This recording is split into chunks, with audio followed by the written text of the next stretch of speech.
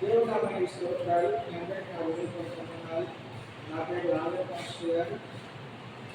ఇలాగా డిసెంబర్ నెలలో వచ్చినప్పుడు ఈ పిల్లలకి దేవుడి పిల్లలకి ఆహారం పెట్టడానికి అవకాశం జరుగుతుంది.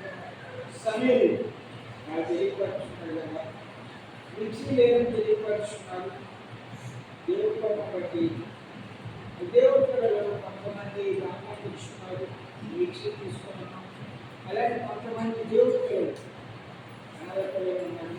వాళ్ళకి బట్టలు కావాలన్నప్పుడు బట్టలు కూడా తీసుకొని ఉన్నాం.